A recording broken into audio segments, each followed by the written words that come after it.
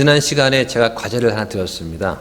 로마서 8장에 성령에 대해서 몇 번이나 언급이 됩니까? 라고 제가 숙제를 드렸는데 숙제하신 분 계신가요? 예.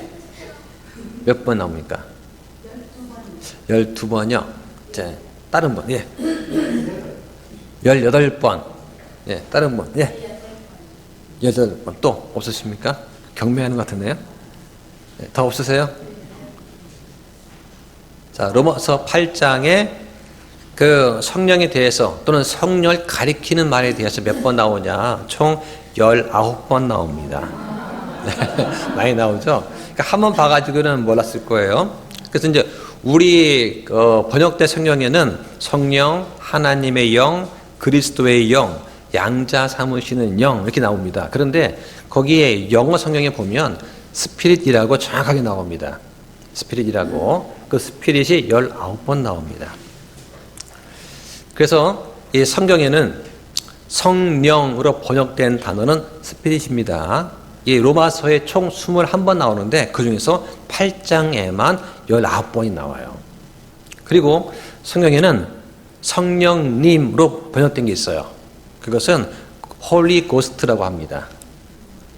로마서 전체는 5번밖에 안 나와요. 그런데 이제 홀리 고스트라고 할 때는 성령님께서 겉으로 드러나시는 외적인 모습을 나타낼 때는 홀리 고스트라고 되어 있고 성령님으로 우리가 번역을 했습니다. 그 다음에 성령님께서 내적으로 역사하시는 그런 경우를 성령으로 번역을 했고 스피릿이라고 되어 있습니다. 그래서 아니 왜 성령님을 갖다가 어떤 때 성령 하고 어떤 때 님자 안 붙이냐 구분한 거예요. 예, 그러니까 성령님께서 겉으로 드러나실 때는 성령님으로 우리가 표현을 했고 내적으로 역사할 때는 성령으로 우리가 구분을 해 놓은 것이지 우리가 성령님을 갖다가 이렇게 낮춰 부른 것이 아니다. 그렇죠?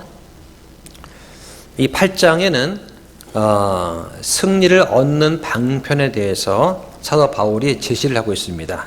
그래서 우리 이 로마서 8장에서 우리는 성화에 있어서 성령의 사역이 얼마나 중요한가 하는 것들을 알게 되고요. 또 성령의 능력으로 우리가 하나님의 사람으로 승리할 수 있다 하는 것을 깨닫게 해줍니다. 로마서 전체를 통해 봤을 때 이 복되신 삼위일체 사역 그 중에서도 성령의 사역이 이 8장에서 아주 강조가 되고 있습니다.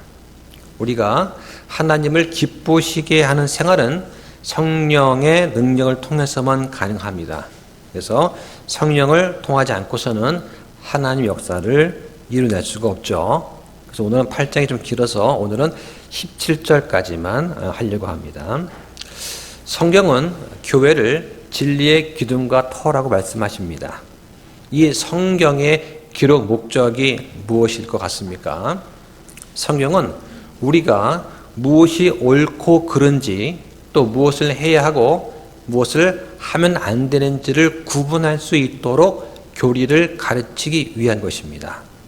그래야 올바른 방법으로 우리가 실천을 통해서 반복적인 훈련이 가능하죠. 하나님께서는 자녀인 우리가 의롭게 된 신분에 걸맞게 하나씩 둘씩 배워가면서 주님을 따르기를 원하십니다. 그게 성화의 과정입니다. 그런데 이 배우는 게 쉽지가 않죠. 예, 우리가 전도할 때 많이 인용하는 말씀이 있어요. 수고하고 무거운 짐진 모든 자들아 너희는 내게로 오라. 내가 너에게 안식을 주리라. 이런 말씀인데 죄인들한테 전하는 그런 구원의 초청의 메시지입니다. 그리고 우리는 그런 초청에 응답한 사람들이죠. 그래서 마태복음 11장 29절에 나는 마음이 온유하고 겸손하니 너희 위에 내 멍에를 메고 내게 배우라. 그리하면 너희가 너희 혼을 위한 안식을 찾을 것이다. 그 말씀합니다. 이 말씀은 두 번째 초청의 말씀이에요. 근데 여기는 한 가지 조건이 붙습니다. 바로 내 멍에를 메고 라고 하는 것입니다. 멍에라고 하는 것은 우리 농사를 지을 때 이 소의 어깨에다가 그 십자가 형태로 이게 엮어서 묶여서 지고 가는 그러한 이제 그걸 말하는 거죠. 이것은 예수님께서 지고 가신 그 십자가의 같이 묶여서 따라가는 것을 상징적으로 보여줍니다. 만약 내가 참 안식을 누리지 못하고 있다면, 또 여전히 불안하고 걱정과 근심과 염려가 내 안에 머물고 있다면, 이 두 번째 초청, 너희 위에 내 멍에를 메고 내게 배우라는 이 초청에 응하지 않은 것은 아닌가 한번 생각해 보시기 바랍니다. 많은 사람들이 십자가를 지라 그러면 겁을 냅니다. 근데 주님은 겁내지 말라고 하십니다. 왜냐하면 내 멍에는 쉽고 내 짐은 가볍다고 말씀하시기 때문입니다. 자, 우리가 신앙생활을 할 때는 혼자 하는 것이 아닙니다. 누가 함께 합니까? 주님과 함께 하는 것입니다. 신앙생활은 부모와 함께 하는 것이 아니고 주님과 함께 하는 것입니다.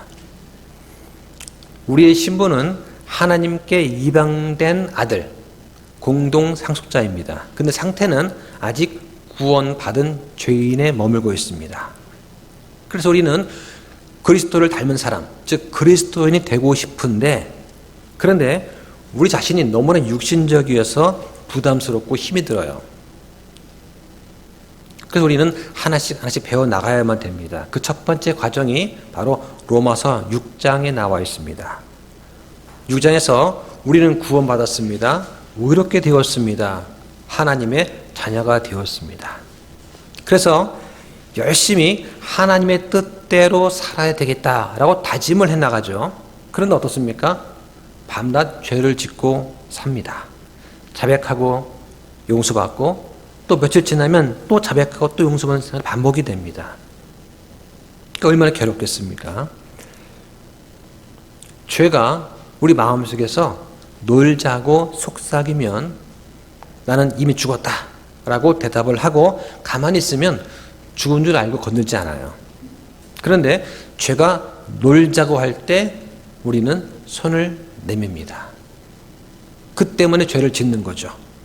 죄가 우리 머리 위에 사본이 내려앉아서 둥지를 틀 때까지 우리는 방관합니다.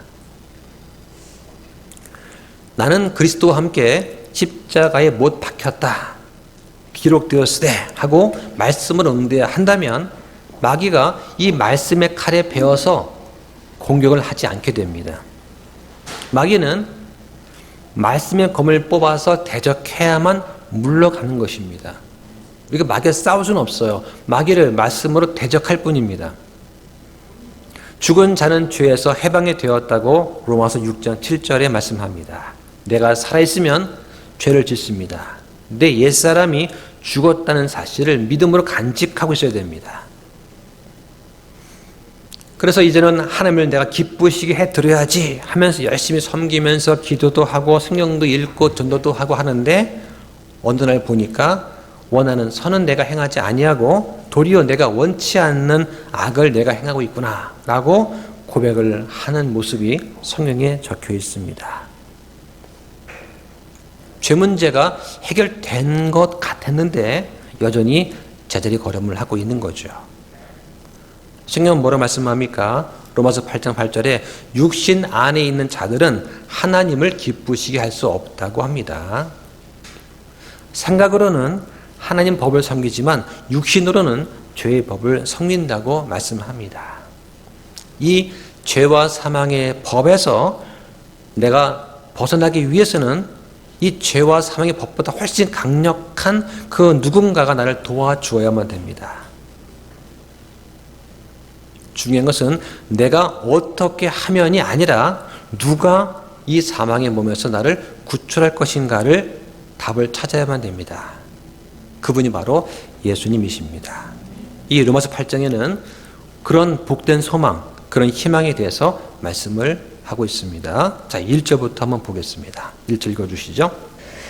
그러므로 이제 그리스도 예수님 안에 있는 자들에게는 결코 정죄함이 없나니 그들은 육신을 따라 걷지 아니하고 성령을 따라 걷느니라. 네, 로마서 8장은 1절부터 마지막 절까지 하나의 주제를 다루고 있습니다.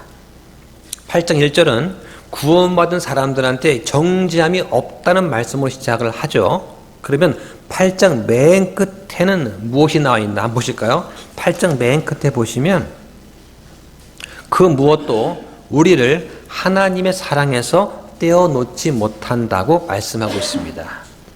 이 로마서 8장은 약속의 말씀을 주고 계세요.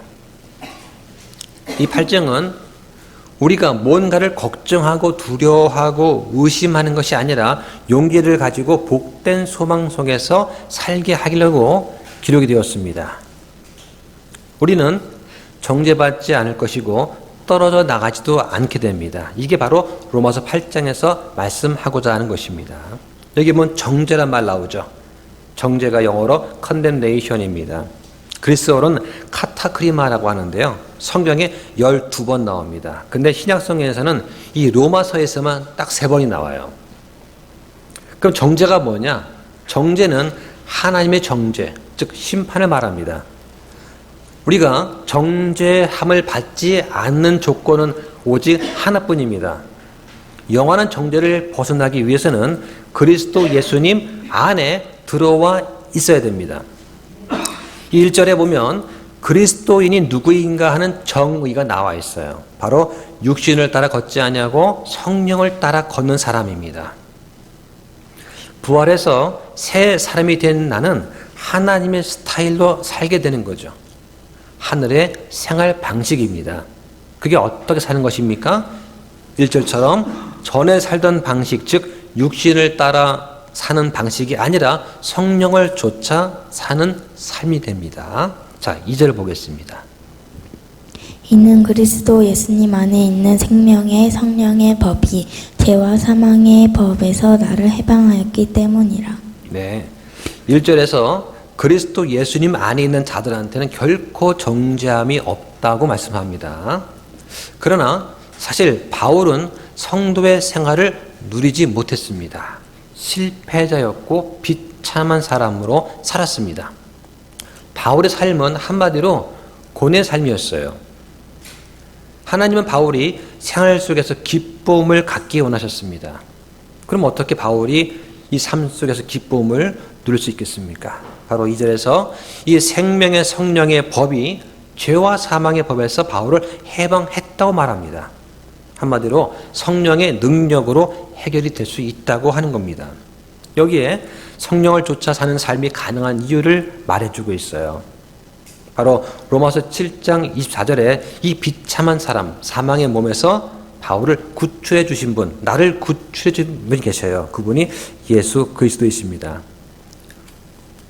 여기서 비참하다는 말이 무슨 뜻입니까? 비참하다는 말은 싸우다가 지쳤다는 뜻이에요.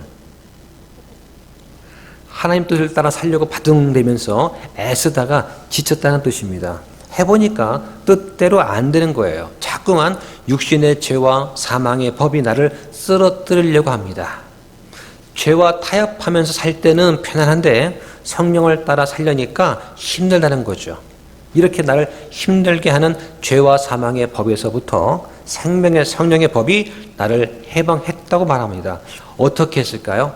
바로 예수님을 믿고 받아들였더니, 다시 말해서 내가 예수 그리스도 안으로 들어갔더니 그 예수님께 적용되었던 법이 나한테도 동일하게 적용이 되어서 드디어 죄와 사망의 법에서 해방이 되었다는 뜻입니다.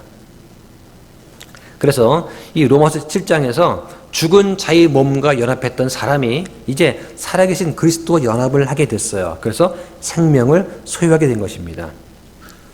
여기 보면 생명의 성령이라는 표현이 있습니다. 이것은 생명을 가져다 주는 것이 성령이라고 하는 것을 말합니다. 왜냐하면 성령은 본질적으로 생명이기 때문입니다. 그분은 생명의 성령이십니다. 또 뭐라 합니까? 그리스도 예수 안에 있는라고 합니다. 이 표현은 성령님께서 그리스도 예수님과 완전히 연합해 계시다고 하는 것을 뜻합니다. 믿는 자들은 그리스도의 생명을 나누기 때문입니다. 그리스도는 믿는 자들을 자유롭게 합니다. 그래서 죄와 사망의 법에서 우리를 자유롭게 하죠. 여기 보면 이 죄와 사망의 법이라는 그 표현도 죄가 우리의 본성이긴 하지만 우리를 사망으로 이끌어 가기도 합니다. 결국 하나님과의 교제를 완전히 단절시키는 것입니다. 그 굴레를 깨뜨리고 우리와 하나님과의 교제를 가능하게 하는 것, 이것은 성령을 힘입어야 가능하다는 것, 이것을 바울이 지금 말하고 있는 것입니다. 자, 3절 보시죠. 율법이 육신으로 말미암아 연약하여 할 수 없는 것을 하나님께서는 하셨나니 곧 죄로 인해 자신의 아들을 죄 많은 육신의 모양으로 보내사 그 육신 안에 죄를 정죄하셨느니라. 자, 율법은 거울과 같습니다. 율법은 선한 겁니다. 근데 율법이 못하는 게 있어요. 바로 생명을 주는 것. 나를 의롭게 만드는 것은 율법이 할 수 없습니다. 그래서 이 율법이 육신으로 말미암아 연약하여, 즉 무력해서 할 수 없는 것. 그게 뭡니까? 생명을 주는 겁니다. 의롭게 하는 것을 말하는 거죠. 이건 율법의 잘못이 아니에요. 잘못은 인간 속에 있고 육체 속에 있는 그 죄 때문에 그것이 불가능한 것입니다. 그것을 하나님께서 어떻게 하셨습니까? 자신의 아들을 죄 많은 육신의 모양으로 보내셔서, 그죠? 예수님을 죄인으로 보낸 게 아니에요. 죄 많은 육신의 모양으로 보내셔서 육신 안에 있는 죄를 정죄했다고 말씀합니다. 정죄했다는 말은 그 육신에다가 우리의 죄값을 모두 담당시켰다, 그런 뜻이에요. 성경은 예수님께서 죄 많은 육신으로 오셨다고 하지 않습니다. 죄 많은 육신의 모양으로 오셨다고 말씀합니다. 또 죄를 위해서 왔다고 하지 않고 죄로 인해서 오셨다고 말씀합니다. 왜 예수님께서 이 땅에 오셨습니까? 바로 죄 문제를 해결하려 오신 겁니다. 예수님 자신의 몸으로 죄를 정죄하기 위해서 오신 겁니다. 다시 말해서 우리의 죄값을 다 치르기 위해서 오신 거죠. 우리는 한때 죄인이었습니다. 그래서 죄가 우리를 정죄했습니다. 죄가 우리한테 죄값을 요구해요. 그 값은 사망입니다. 그런데 예수님께서 오셔서 죄를 정죄하십니다. 죄값을 대신 치르세요. 그 결과 어떻습니까? 우리는 구원받았습니다. 우리는 어디 있습니까? 우리는 육신 안에 있지 않고 그리스도 안에 있어요. 이것이 바로 우리의 그리스도인으로서의 속사람의 위치입니다. 구원받기 전에는 육신 안에 있었지만 구원받고 나서는 그 위치가 바뀌어가지고 우리는 그리스도 안에 있게 되었습니다. 그래서 우리가 더 이상 정죄를 받지 않게 되었습니다. 왜냐하면 그리스도 안에 있기 때문입니다. 우리가 죄를 짓지 않아서가 아니에요. 우리가 그리스도 안에 있기 때문에 정죄받지 않는 것입니다. 왜냐하면 예수님이 이미 죄값을 다 치르셨기 때문입니다.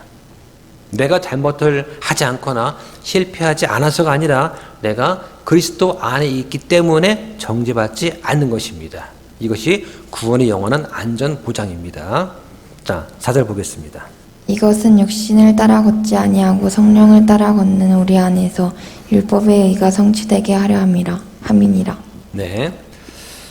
자, 이것은 하나님께서 왜 자신의 아들을 세상에 보내셨는지를 설명하는 그런 구절입니다. 이것도 우리의 일시적인 상태에 대한 말씀이 아니라 구원받은 사람들의 위치에 대한 말씀이죠. 우리가 구원받은 사람으로서 율법을 다 지킬 수 있습니까? 지킬 수 없습니다. 우리가 다시 태어난 하나님의 자녀로서 율법을 지킬 수 있나요? 지킬 수가 없습니다. 자, 그런데 예수님께서는 율법을 지키셨습니까? 네, 완벽히 지키셨습니다. 그럼 우리는 그리스도 안에 있습니까? 네. 그렇다면 우리가 그리스도 안에 있다면 하나님께서는 우리가 율법을 완전하게 지킨 것으로 인정해 주십니다. 여겨주시는 거죠. 성도로서 산다는 게 무엇입니까? 성령을 좇아서 사는 것입니다. 자꾸 성령을 의지하고 성령의 역사를 사모하고 성령께서 우리와 함께하는 것을 기대하고 나아가야 된다, 이런 거 말씀이죠. 그런데 이게 쉽지가 않아요. 우리는 옛날과 똑같은 그런 모습으로 살아가고 있습니다. 그러면 하나님께서 우리한테 원하시는 게 뭘까요? 우리가 이 죄악된 옛 세상에 살면서 예수 그리스도를 믿는 믿음의 생활을 하는 것입니다. 그래서 요한복음 17장 15절에 예수님은 아버지께 기도하기를 이렇게 합니다. 믿는 자들을 세상에서 데려가는 게 아니라 그들을 악에서 지켜주실 것을 기도하십니다. 그래서 빨리 주님 오셨으면, 우리가 휴거 되었으면 하고 바른 것도 좋지만 율법에 행할 수 없었던 그런 순종의 생활, 성령을 힘입어서 하는 그런 삶을 살아나가는 것, 이게 더 중요한 것이죠. 그래서 성령님은 능력을 주시지만 결단은 우리가 내려야 됩니다. 그래서 다음 구절에 보면 우리가 새로운 싸움을 싸우게 된다는 것을 알 수가 있어요. 5절 보시겠습니다. 육신을 따르는 자들은 육신의 일들을 생각하되 성령을 따르는 자들은 성령의 일들을 생각하나니. 네. 자, 이 5절에 보면은 새로운 싸움을 소개하고 있습니다. 근데 싸움은 우리가 싸우는 것이 아니에요. 이 싸움도 성령과 육신이 대립하고 있다는 걸 보여줍니다. 예수님은 육에서 난 것은 육이라고 단정을 지으셨습니다. 하나님은 육신을 변화시키는 계획을 갖지 않으셨어요. 오히려 하나님께서는 새로운 것을 도입하셨습니다. 왜냐하면 성령에서 난 것은 영이라고 말씀하시기 때문입니다. 이 새로운 싸움이 뭐냐? 옛 본성을 대적해서 싸우는 성령의 역사예요. 길 가다 보면 어떤 어린아이가 놀다가 덩치 큰 친구들한테 이렇게 둘러싸여 있습니다. 근데 보면 덩치 큰 친구들이 연약해 보이는 한 아이를 둘러싸서 이제 막 때리고 있는 거죠. 누가 봐도 그 어린 아이 입장에서는 덩치 큰 친구들을 당해낼 재간이 없어 보였습니다. 그럼 그 아이가 그 깡패 같은 그 덩치 큰 아이들을 상대해서 이길 수 있는 방법이 무엇일까요? 두 주먹을 불끈 쥐면 될까요? 기압을 힘차게 주면 되겠습니까? 그 아이가 그 친구들을 이길 수 있는 방법은 뭐냐면 그 친구들을 충분히 당해낼 수 있는 우리 형한테 맡기면 돼요. 형을 불러가지고 형이 대신 싸우면 되는 거죠. 내가 마귀와 자꾸 싸우고 내 육신과 자꾸 싸우려고 하지 말고 성령님께 그 모든 것들을 맡기면 된다는 그런 얘기입니다. 맡기면 승리할 수가 있다는 얘기입니다. 여기 보면 육신을 따르는 자들은 어떤 사람이냐? 구원을 받았지만 구원받지 못한 것처럼 행동하는 사람들을 말합니다. 자, 우린 지금 어디에 있습니까? 여러분 하루 종일 무엇을 생각하십니까? 우리는 구원받았지만 육신적인 것을 생각할 수 있습니다. 구원받은 사람의 삶 속에 왜 자꾸 혼란이 생겨날까요? 구원받고 나서 그리스도 안에 거하면서 성령을 따라 걷지만 생각으로는 육신적인 것들을 자꾸만 추구하기 때문입니다. 이것은 우리 자신을 둘러 찢는 그런 일이에요. 자신뿐만 아니라 가정도, 교회도, 인생도 둘러 찢어버립니다. 그런데 이것은 마귀가 한 게 아니에요. 육신적인 것을 생각한 내 자신이 한 겁니다. 그리고는 마귀가 했다고 핑계를 댑니다. 아, 마귀가 유혹했어. 그 말을 듣는 마귀가 얼마나 억울할까요? 예수님과 성령님은 같은 한 방향으로 나를 인도하시는데 내 생각은 다른 곳으로 가려고 합니다. 이것이 바로 나를 둘러 찢는 겁니다. 그 책임은 누구한테 있습니까? 나 자신에게 있는 거죠. 6절 보겠습니다. 육신적으로 생각하는 것은 사망이요 영적으로 생각하는 것은 생명과 화평이니라. 네. 야고보서 1장 8절에 보면 두 마음을 품은 사람은 자기 모든 길에서 안정이 없다라고 말씀합니다. 내가 영적인 생각을 하면 생명과 화평이 기다리고 있습니다. 왜냐하면 하나님께서 인도하시는 그 길로 내 생각도 같이 가기 때문입니다. 그럼 다툼과 분열이 없어요. 성령님께서 인도하신 그 길과 내 마음이 가려는 길이 같다면 갈등은 사라지고 화평만 남습니다. 그런데 육신의 생각이라고 하는 것은 믿는 자가 하나님과의 교제로부터 분리되게 만듭니다. 육신적으로 생각하는 것은 사망이고 죽음입니다. 또 다툼과 분열을 가져오게 됩니다. 이게 바로 육신적인 생각을 하는 사람들이 영적인 생각하는 사람들과 교제할 수가 없는 이유입니다. 영적인 생각을 하는 사람들은 성경과 성경적인 설교와 그리스도인의 교제와 찬양과 같은 것들을 좋아합니다. 다른 그리스도인의 사랑을 하죠.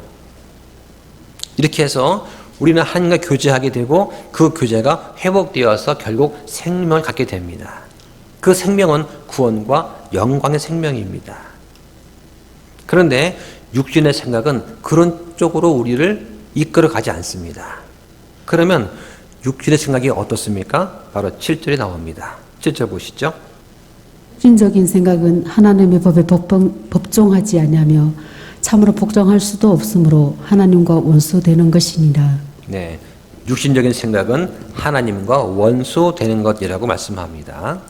자, 6절에서 영적으로 생각하는 것은 생명과 화평이라고 말씀하죠. 자, 화평은 그리스어로 에이레네라고 합니다. 신약에 94회 나오는데요. 화평의 뜻은 전쟁이 없는 상태, 평안과 안식과 구원과 또 하나가 되는 것, 이것을 화평이라고 합니다. 어떤 사람은 만약 하나님의 자녀가 죄를 범하면 멸망받는 자녀와 뭐 다른 게 있겠냐, 이런 말을 합니다. 그 차이는 간단합니다. 제가 사는 동네에 밤 늦은 시간이 되면 이 오토바이 북쪽이 달립니다. 스포츠카를 타고 굉음을 내면서 한밤중에 달리는 그런 사람들이 있어요. 그 동네 주민들한테 피해가 됩니다. 그런데 이 멸망받는 사람들은 어떤 사람들이냐? 굉음을 내면서 온 동네를 떠나갈 듯 달립니다. 그리고는 집에 오면서 이렇게 생각하는 거죠. 야, 다음에는 좀 더 큰 소리 내게 개조해야지. 야, 정말 오늘 신났어. 이게 이제 그런 사람들이고. 그런데 이 하나님의 자녀는 어떻습니까? 자녀는 그 일을 하고 난 다음에 아, 하나님, 그런 행동을 저지른 제 자신이 정말 밉습니다. 아, 이해가 안 됩니다. 제가 왜 그랬죠? 저를 용서해 주시기 원합니다. 이렇게 부르짖게 된다는 것이죠. 구원은 받았지만 육신적인 생각을 하는 사람한테 영적인 생각을 하고 구원받은 사람처럼 살라고 강요할 수가 없어요. 그러면 다툼만 일으킵니다. 어떤 사람은 화를 내면서 교회를 떠나가기도 합니다. 왜냐하면 생각하는 게 달라요. 한 사람은 영적인 생각을 하고 다른 사람은 육신적인 생각을 하기 때문입니다. 이 육신적인 생각은 하나님과 원수가 되는 것이죠. 이러한 육신적인 생각을 하는 그런 사람한테 뭐가 필요하냐?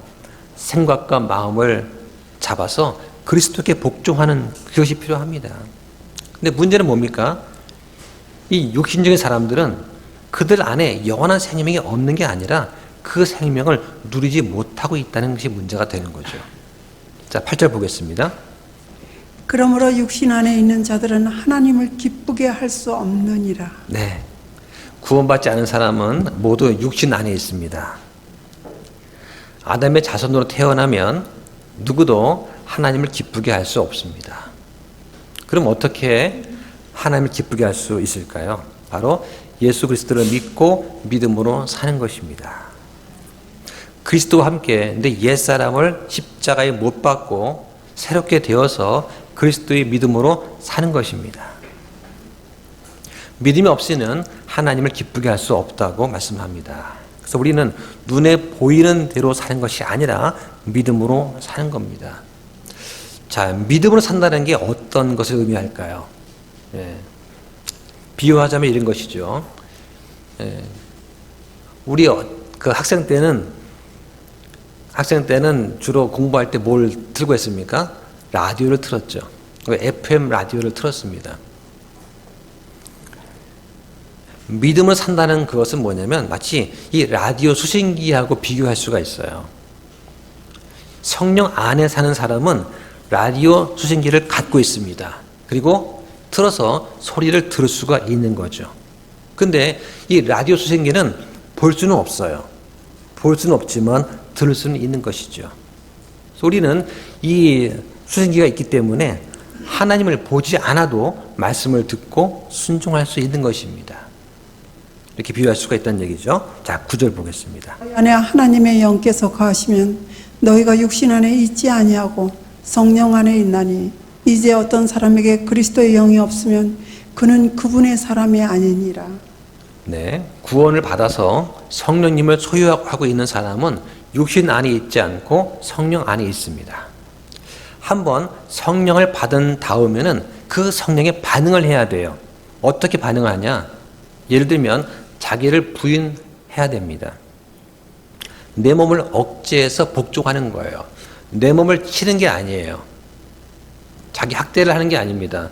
내 몸을 억제해서 복종하는 거예요. 성령 안에 있다는 말은 내가 성령님의 소유물이고 그분의 사람이고 성령을 따라 걷는다는 그런 말입니다. 그럼 내가 걸어가는 그 걸음의 종착지가 어디냐? 성령님이 가시는 곳이에요. 그러니까 우리는 불안해하거나 걱정할 필요가 없는 거죠. 내가 성령 안에 있다고 느끼거나 느끼지 못하는 건 중요치 않습니다. 중요한 것은 성경 말씀이 뭐라고 말하느냐가 중요한 거죠. 하나님은 구원받은 사람이 더 이상 육신이 아닌 그리스도 안에 있는 것으로 여겨주십니다. 고린도후서 5장 17절에 누구든지 그리스도 안에 있으면 그는 새로운 창조물이다 라고 말씀합니다. 이러한 연합의 비밀에 대해서 사도 요한은 포도나무와 가지의 관계로 설명을 했습니다. 예수님은 포도나무고 우리는 가지입니다. 우리가 예수님 안에 거하고 예수님이 우리 안에 거하시면 우리는 많은 열매를 맺게 되죠. 믿는 우리는 새로운 창조물입니다. 우리는 그리스도를 사랑합니까? 그리스도를 섬기길 원하십니까? 우리 마음에 그리스도가 맨 첫 자리에 계신가요? 그렇게 믿습니까? 그러면 되는 거죠. 근데 만약에 아니요 라고 한다면 우리는 하나님의 자녀가 아닌 것입니다. 10절 보겠습니다. 그리스도께서 너희 안에 계시면 몸은 죄로 인해 죽었으나 성령은 의로 인해 생명이 되시느니라. 네. 고린도후서 13장 5절에 보면 예수 그리스도께서 너희 안에 계시는 줄을 너희가 스스로 알지 못하느냐? 만약 알지 못한다면 너희는 버림받은 자녀다. 이런 말씀이 나옵니다. 버림받았다는 말은 참된 그리스도인이 아니라는 말입니다. 은사주의자들은 어떤 말을 합니까? 구원을 받았다 하더라도 방언을 못하면 성령 받은 게 아니라고 합니다. 그것은 거짓교리입니다. 예수 믿는 순간 성령님이 우리 안에 들어오십니다. 그리고 우리의 옛 남편이었던 우리의 육신은 말씀의 성령의 검으로 죽게 됩니다. 그러면 옛 남편이 살아있을 때는 우리가 제한할 수 없지만 옛 남편이 죽었으니까 이제는 예수님과 혼인할 수가 있게 됩니다. 연합할 수 있게 되는 거죠. 이제부터는 성령님께서 나의 생명이 되시는 겁니다. 그 생명으로 살아가는 것이죠. 이것이 진정한 우리의 삶입니다. 그래서 이제부터는 성령님께서 우리의 삶을 주관하십니다. 그럼 우리가 할 일이 뭐냐? 성령님께 매일매일 매순간 우리 자신을 내어 맡기는 것입니다. 11절 보겠습니다. 만일 예수님을 죽은 자들로부터 일으키신 분의 영께서 너희 안에 거하시면 그리스도를 죽은 자들로부터 일으키신 분께서 너희 안에 거하시는 자신의 영을 통해 너희의 죽을 몸도 살리시리라. 네. 자, 1절부터 11절까지는 구원의 원리, 성화의 원리를 설명합니다. 그리고 11절 말씀은 마지막 때에 있을 부활을 말씀합니다. 자, 여러분과 제가 가지고 있는 이 몸은 조만간 무덤에 들어가게 될 것입니다. 그러나 내주하시는 성령님께서는 우리 몸이 언젠가 죽은 자 가운데서 살아날 거라는 확신을 주십니다. 그리스도께서 죽은 자들로부터 살아나셨습니다. 따라서 우리도 죽은 자 가운데서 살아날 것입니다. 성령님은 우리를 이 사망의 몸, 즉 옛 본성으로부터 구원하실 거라고 말씀하셨기 때문이죠. 요즘은 보면은 집에서 고양이와 개를 기르는 사람이 많습니다. 그런데 만약 이 주인이 고양이보다 강아지를 더 좋아한다고 하면 가정해 보세요. 유튜브 보면 그런 게 좀 나오죠. 고양이가 주인의 사랑을 받으려고 필사적으로 강아지 소리를 냅니다. 강아지처럼 행동한다고 한번 상상해 보십시오. 노력이 가상하죠. 근데 어느 순간 부엌에 쥐가 확 지나가면 어떻게 될까요? 고양이는 금세 야옹거리면서 본래대로 돌아가 버립니다. 그 본성을 어떻게 숨길 수 있겠습니까? 흉내만 내어서는 변화된 삶을 살 수가 없습니다. 하나님의 영이 내 안에 들어와서 내 생명이 되셔야 그 생명으로 우리가 살아가는 것입니다. 우리는 예수 믿을 때 혼의 구원을 받습니다. 우리가 죽으면 혼은 바로 주님과 함께 있게 됩니다. 그리고 우리의 몸은 다시는 죽지 않게 될 날을 기다리게 되는 거죠. 자, 12절 보겠습니다. 형제들아, 우리가 빚진 자들이지만 육신을 따라 살도록 육신에게 빚지지 아니하였느니라. 네. 자, 11절까지는 구원과 성화의 원리를 설명했다면 12절부터는 그럼 구체적으로 어떻게 살아야 되는지를 말해줍니다. 자, 12절에 우리가 빚진 자들이라고 말을 합니다. 자, 우리가 무엇을 빚졌습니까? 우리는 성령에게 빚진 자들입니다. 아, 나는 빚지고는 못 사는데 이런 분 계신가요? 우리는 육신한테 뭘 빚졌습니까? 아무런 빚도 안 졌어요.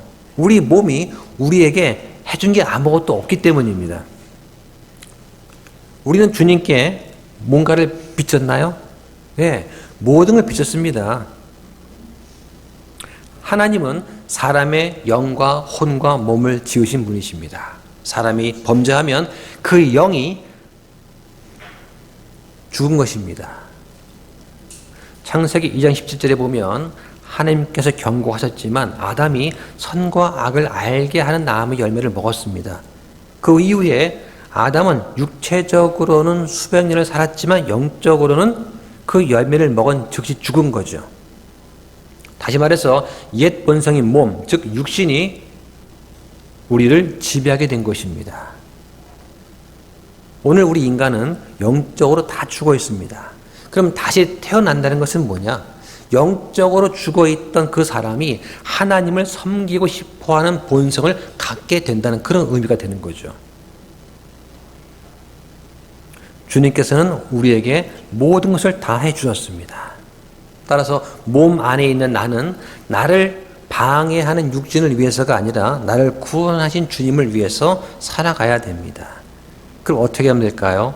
그리스도를 가까이 하시면 됩니다. 우리가 하나님을 가까이 하면 하나님께서 우리를 가까이 대해주십니다.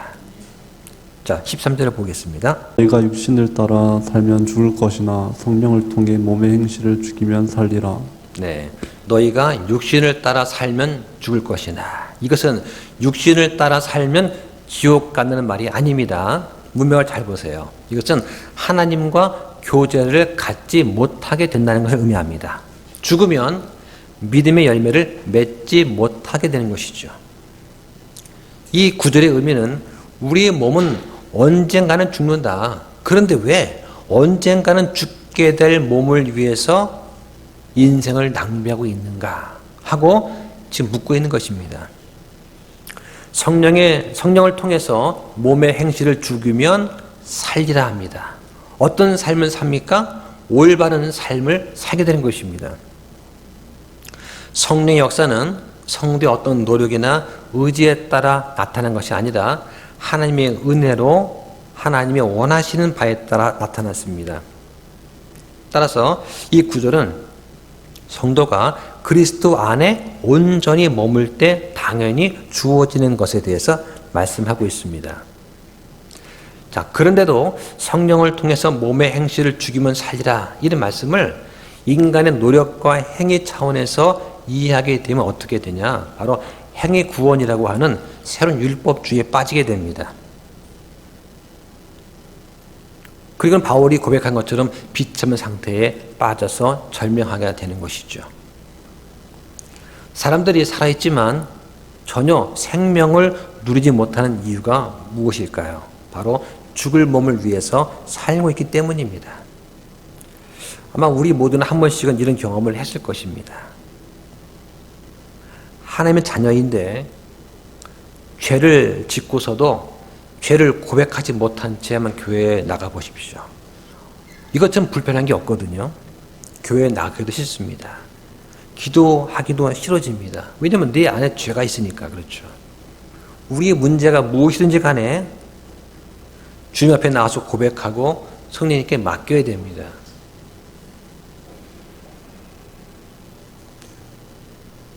잘 나오던 분이 아무 이유 없이 갑자기 교회를 안 나온다.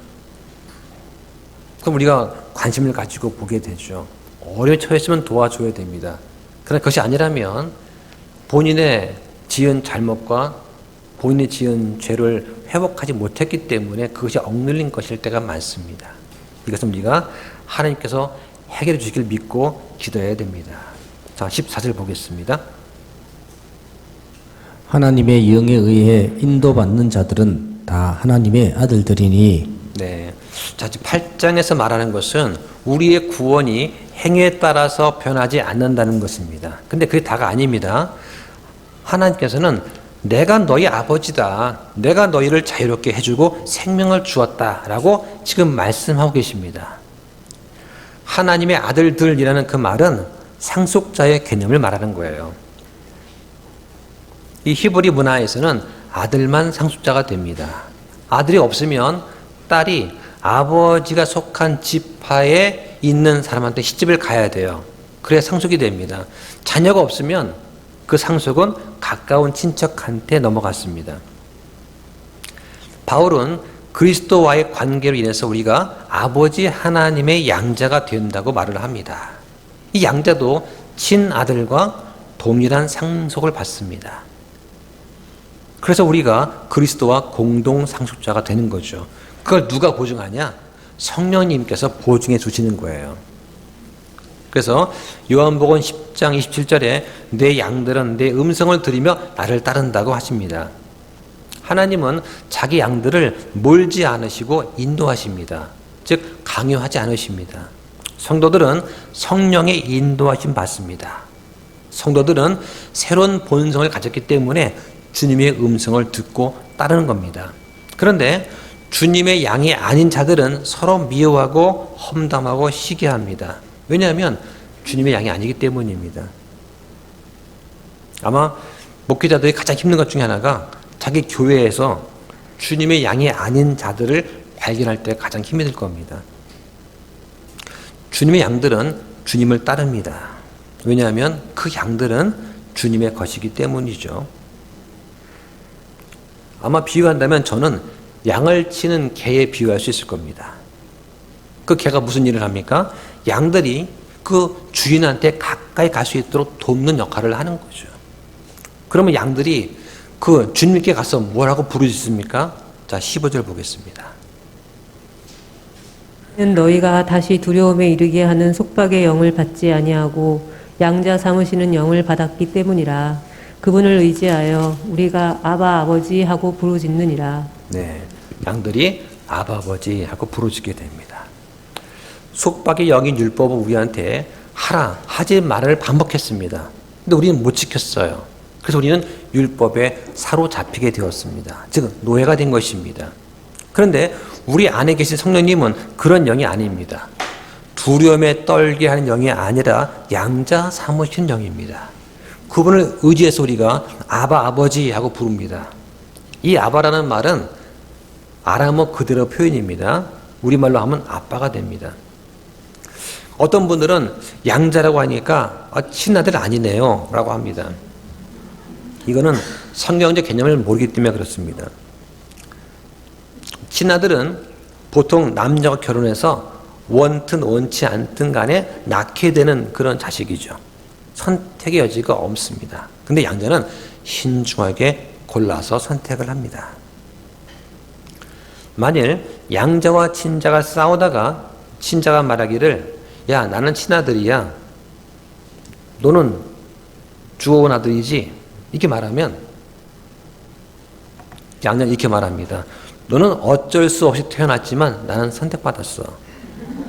이렇게 말을 하죠. 그래서 미국의 법은 어떠냐? 부모가 친자식한테는 상속을 하지 않아도 됩니다. 근데 양자한테는 반드시 상속을 하게 되어 있습니다. 안 그러면 양자 못 드려요. 우리 역시 이 셋째 하늘에 예수님께서 마련하신 집이 있습니다. 즉 상속 유업이 있습니다.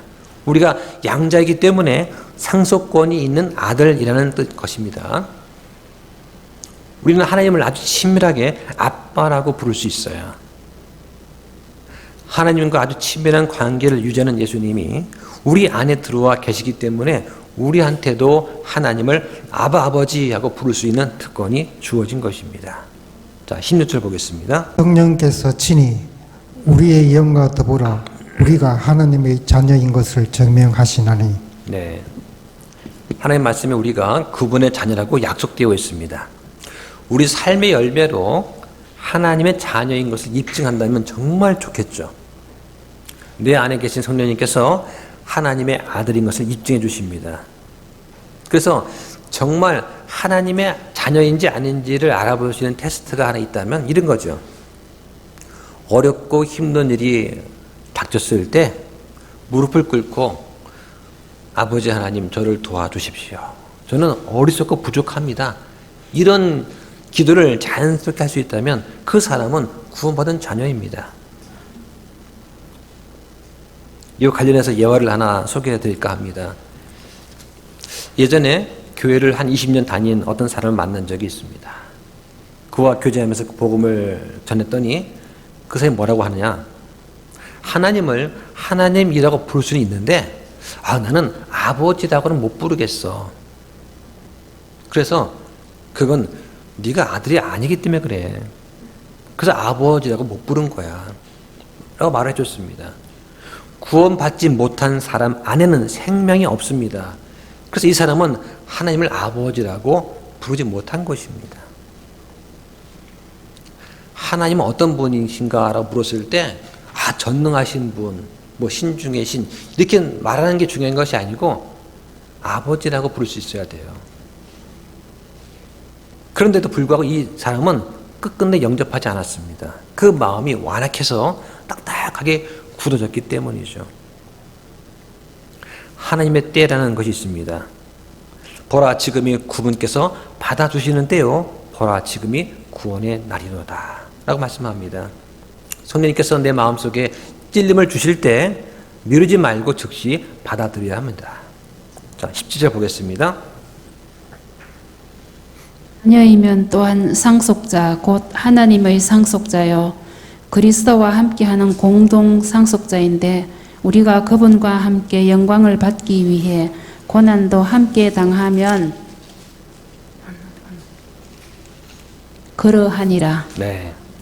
자, 17절 말씀이 참 은혜스러운 말씀인데요.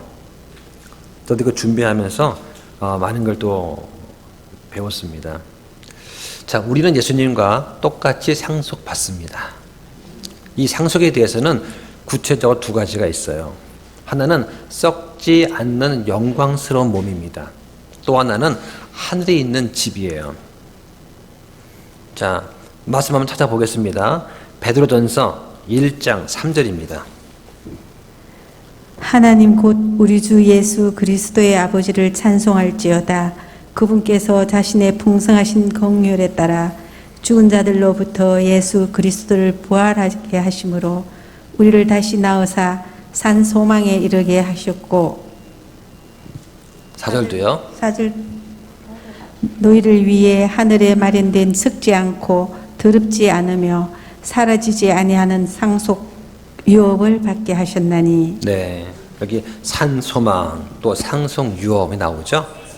예, 이 산소망은 나도 부활할 것이다 하는 소망이었고요. 상속 유업은 썩지 않는 영광스러운 몸, 또 하늘에 있는 집을 말한다고 볼 수 있어요. 자, 다시 로마서 보겠습니다.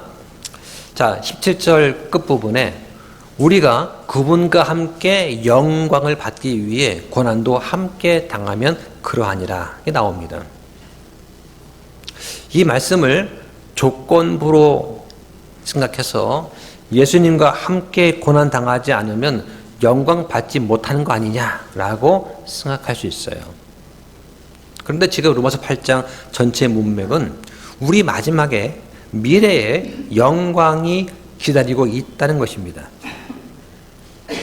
이 말씀의 초점은 성령을 좇아 사느냐, 육신을 좇아 사느냐에 따라서 영광이 주어지는지에 대한 여부가 아닙니다.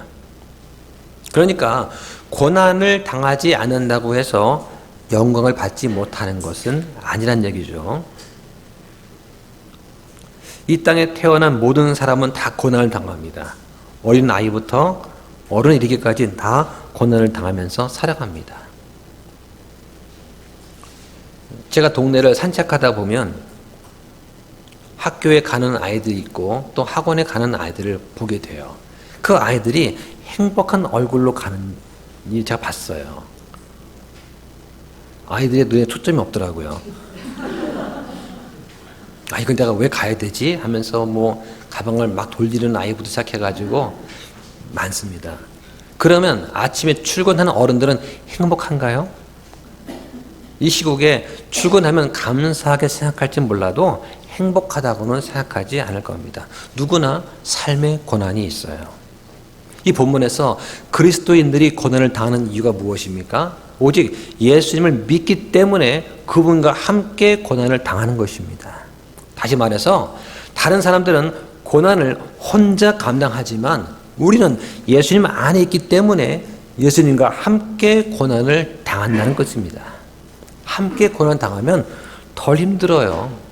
덜 외롭습니다. 매 맞더라도 같이 맞으면 덜 아프잖아요. 그런데 이것을 갖다가 그리스도를 위해서 순교한다든가 더 큰 고난을 당한 것으로 해석해 버리는 그런 사람들이 있어요. 절대 그런 얘기가 아닙니다. 우리가 그리스도인이기 때문에 그리스도와 함께 고난을 겪는 거죠. 근데 그 고난이 그냥 고난으로 끝나느냐? 그것이 아닙니다. 그 고난 뒤에는 어마어마하게 큰 영광이 우리를 기다립니다. 그러니까 믿음으로 인내하면서 주님을 따라가자, 이런 내용이에요. 고면을 하는 그런 말씀입니다. 디모데후서 2장 12절과 로마서 8장 17절 끝부분이 비슷한 내용입니다. 우리가 고난을 당하면 또한 그분과 함께 통치하리라, 이런 말씀이 있어요. 그런데 이 말씀을 가지고 또 어떻게 해석하느냐? 고난을 당하면 함께 통치하지만 고난 당하지 않고 편안하게 살면 통치를 하지 못한다라고 해석하는 사람이 있어요. 그게 아닙니다. 이 구절은 바울이 디모데에게 지금의 고난 때문에 낙심하지 말아라. 미래에 주님과 함께 통치할 수 있는 그 영광이 있으니까 그 영을 바라보면서 소망을 갖고 나가자 하고 격려하는 그런 내용입니다. 결론을 드리겠습니다. 우리가 태어날 때는 어쩔 수 없이 누구나 마귀의 자녀로 태어났습니다. 그리스도를 믿고 의지할 때 우리는 하나님의 양자가 되었습니다. 우리는 속박에 살면서 자유의 삶을 살게 되었습니다. 그리스도 안에서 참된 화평과 안식을 얻게 되었습니다. 죄와 율법 가운데 주종 관계였지만 이제는 하나님과 부자 관계, 사랑의 관계가 되었습니다. 그리스도인이란 성령을 따라 걷는 사람이라고 말씀합니다. 그럼 우리는 어떻게 살아가야 될까요? 한번 잘 생각해 보시기 바랍니다. 어떻게 하나님이 원하시는 삶을 살 수 있을까? 그 내용이 다음 시간에 이어집니다. 잠깐 기도하고 마치겠습니다.